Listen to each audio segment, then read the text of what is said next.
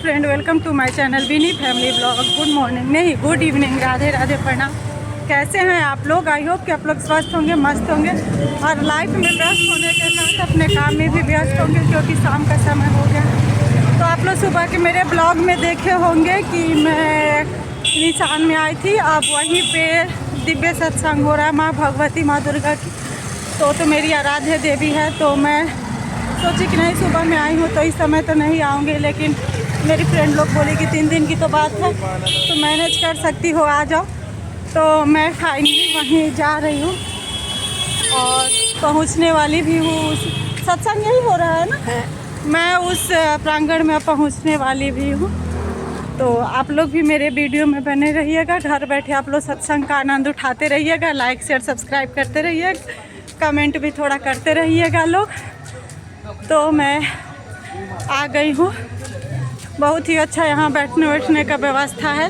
तो आप लोग मेरे ब्लॉग में बने रहिएगा। एंट्री गेट है, यहाँ से एंट्री है और इसके अंदर ही हो रहा है जोशीएन रोड, कॉलोनी गेट, आनंद धाम में है। आप लोग मेरे वीडियो में कम्युनिटी में देखे भी होंगे।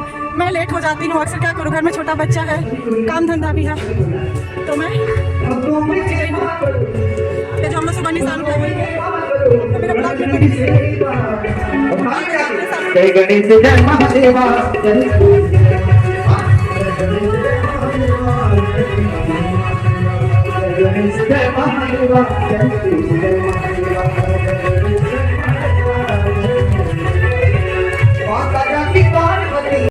तलवार की अभ्यास कर रहे थे, तो चाणक्य ने पूछा कि इस अभ्यास से क्या होगा?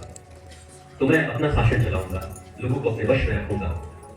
बहुत अच्छी बात को चाणक्य कहते हैं कि चंद्रगुप्त, तुम तलवार के दम पर लोगों को कुछ देर के लिए अपने वश में रख सकते हो, लेकिन अपनी जुबान के दम पे हमेशा के लिए उनको अपना बना सकते हो। ये क्षमता है तुम्हारी जुबान के अंदर, यानी अंदर अपने विचारों को बदलो। और तुम अगर उनके अंदर से उनके विचारों में परिवर्तन ला दोगे तो शायद वो जिंदगी भर के लिए तुम्हारे ही होते रहेंगे। यानी अंदर का जो कंट्रोल होता है वही अस्थायी होता है और लॉन्ग टर्म में आपको रिजल्ट देने वाला होता है। तो हम उसकी ही तैयारी करेंगे। अभी शांति से बैठे। शरीर के पास में है फिर भी बीमारी नहीं लगती, लेकिन अगर किसी का मन बीमार हो ना तो उसका इन्फेक्शन तुरंत लगता है। ऐसा कभी महसूस किया आप लोगों ने? किसी का मन बीमार हो तो उसका इन्फेक्शन तुरंत लगता है। आपके पास कोई व्यक्ति अगर निराश मन से, बुझे बुझे चेहरे से बैठा हो, जिसकी आंखों में दुख हो, या जो रो रहा है, अंदर से दुखी है, तो आप थोड़ी देर बैठते हो और आप भी अपने आप को दुखी महसूस करने लगते हो। ऐसा इन्फेक्शन लगता है। आप कितने भी दुखी हो, आप कितने भी तनाव में हो, टेंशन में हो, आप अपने घर में जाते हो और किसी ऐसे व्यक्ति से या किसी ऐसे बच्चे से मिलते हो जो हंस रहा है, खुश है, तो आपकी खुशी तुरंत से आ जाती है और आप भी खुश हो जाते हो। यानी मुस्कुराते हुए लोगों से जब आप मिलोगे तो थोड़ी देर में आपका भी मन मुस्कुराने का हो जाएगा। रोते हुए इंसान से मिलोगे तो थोड़ी देर में आपका भी मन रोने जैसा हो जाएगा, दुखी हो जाएगा।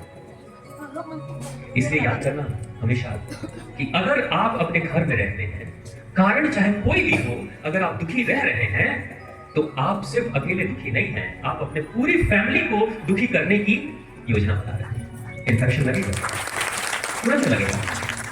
और गरीबी चाहे कितनी भी हो, रोजगार चल रहा है, व्यापार चल रहा है, नहीं चल रहा है, समस्याएं हैं बहुत, लेकिन बावजूद उसके अगर आपने हंसने की आदत बना ली है तो पूरी फैमिली में हंसने का इन्फेक्शन आप फैला दोगे और सब हंस सकते। इसलिए हमें काम किसके ऊपर करना है? मन के ऊपर। लेकिन तन जिसका अच्छा होगा, स्वस्थ होगा, उसी का मन भी स्वस्थ होता है। कई बार हम सोचते हैं कि कुछ भी हम विचार करें, कुछ भी हम सोच लेंगे तो कोई फर्क नहीं पड़ेगा। नहीं, ऐसा नहीं। आपकी सोच आपकी बॉडी बन जाती है।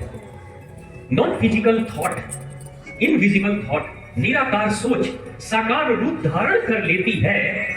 ये आगे की बातों में आप समझोगे।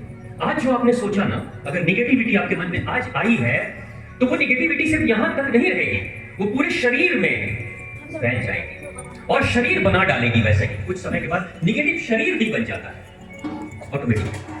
इसलिए हमें हर सोच पे सतर्क रहने की जरूरत है। लोग कहते हैं अच्छा सोचो, थिंक पॉजिटिव। मैं तो ये कहूंगा कि सोचने से भी पहले सोचो कि क्या सोचना है। पॉजिटिव सोचना तो अलग बात है, क्या सोचना है क्या नहीं सोचना है ये भी सोच लो, क्योंकि वो आपके शरीर को बनाएगा। दिमाग का कचरा कल पेट में चला जाएगा, पूरी बॉडी में फैल जाएगा, इसलिए दिमाग के कचरे के बारे में सोचने की जरूरत है। तो प्रेम से बोलिए मां की शक्ति, मां भवानी की, मां जगदम्बा, मां ब्रह्मा की और आप सभी की। तूने केतु बना, वही राक्षस है जो सर क्या है, राहु, सर यानी राहु और फड़ यानी गर्दन के नीचे यानी केतु, बस यही है। अब राहु और केतु को ठीक करने के लिए कितने का चढ़ावा चढ़ाओगे, कितने का दान दोगे, कहां कहां जाओगे, कहां कहां सर पटकोगे, सबसे आसान तरीका है, राहु का मतलब सर में होता है विचार, विचार को ठीक करो। विचार जिसका अच्छा होगा यानी सॉफ्टवेयर अच्छा हो गया। जो लोग कंप्यूटर के लैंग्वेज को जानते हैं, आपने गलत प्रॉम्प्ट डाल दिया, गलत कमांड डाल दिया तो आउटपुट क्या अच्छा आएगा, गलती आएगा, आएगा कि नहीं। कंप्यूटर में एक बात कहते हैं गीगो, एक टर्मिनोलॉजी है गीगो, गीगो फिर garbage in garbage out, garbage इन कचरा अंदर डालोगे कचरा बाहर निकलेगा, ये उसकी टर्मिनोलॉजी। तो ये जो राहु है विचार करने वाला जो सर है, उसमें कचरा आप डालोगे तो केतु यानी शरीर वो काम क्या करेगा, गड़बड़ करेगा कि नहीं। यानी किसी व्यक्ति को सुधारना है तो उस व्यक्ति को तन को सुधारोगे कि उसके मन को सुधारोगे, मन को यानी विचार को सुधारोगे। यानी राहु जैसे ही आप अपने विचारों में परिवर्तन लाओगे, विचारों पे विचार करोगे तो राहु ठीक होने लगेगा। और जिसकी सोच अच्छी हो जाती है, जिसकी वाणी अच्छी हो जाती है, गालियां कभी जुबान से निकलती है कि मन से निकलती है, जुबान से गाली निकलती है। आप बिना सोचे गाली दे देंगे किसी को, दीजिए माता जी गाली आती है आपको, आती है नहीं, सर मैं बेईमानी वाला सर निकाले, कुछ तो आती होगी, कितने लोग गाली आती है, ईमानदार लोग उठाएंगे, होगी तभी तो निकलेगी, नहीं होगी तो कैसे निकलेगी। अब वो जो गाली निकल के, और एक और, अपनी वाणी को आकाशवाणी आपने बनने ही नहीं दिया, यानी मां सरस्वती बैठे रहती है बीचों बीच मां सरस्वती यहीं बैठे रहती है। कभी जुबान से गंदी बात मत निकालना, क्योंकि मां सरस्वती छोड़कर चली जाएगी आप। और जिसकी मां सरस्वती चली जाती है उसकी मां लक्ष्मी भी चली जाती है और मां दुर्गा भी चली जाती है, ये तीनों चली जाती है। मां सरस्वती का मतलब है इसका विकास, मां लक्ष्मी का मतलब है धन का सिर्फ विकास नहीं, गुणों का विकास। अच्छा व्यापारी कौन होता है, जो ज्यादा गुणवान होता है। व्यापार करना इतना आसान होता है, समाज में ट्रस्ट बनाना इतना आसान होता है, विश्वास ही नहीं बनेगा। गलती से कभी जीवन में अगर आप बैंकरप्टेड हो गए, कंगाल हो गए, व्यापार डूब गया, लेकिन अगर आपका विश्वास, आप गुणवान हो, आपके गुण अच्छे हैं समाज में, तो फिर से आपके मित्र मिलकर आपको उठा करके होता है कि नहीं। यानी लक्ष्मी का मतलब होता है गुणवान, जितना ही गुण होगा उतना ही लक्ष्मी जी आपके जीवन में चली आएगी। और जिसके जीवन में मां सरस्वती का ज्ञान आ जाए, जिसके जीवन में मां लक्ष्मी का गुण आ जाए, उसके जीवन में शक्ति नहीं आएगी, आएगी कि नहीं आएगी। तो शक्ति पैसे के रूप में आएगी, शक्ति ज्ञान के रूप में आएगी, या शक्ति शरीर के रूप में आएगी। वो हरी नीली पीली बोतलें पीते रहेंगे तो शक्ति बढ़ेगी कि घटेगी।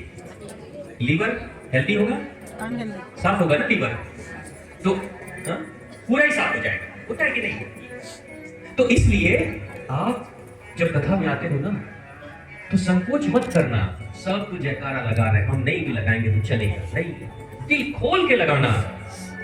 क्यों? और आपको पता है सारे ग्रह नक्षत्र